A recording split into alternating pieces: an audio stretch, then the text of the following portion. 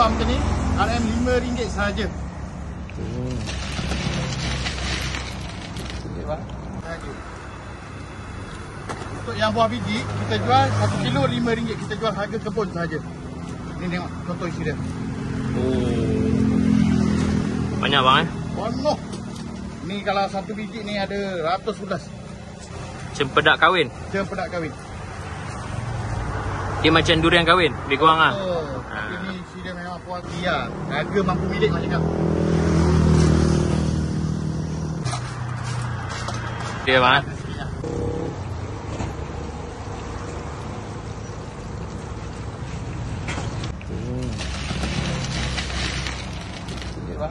Okey, baik. Bagi satu set lah bang, RM5. Okey, baik.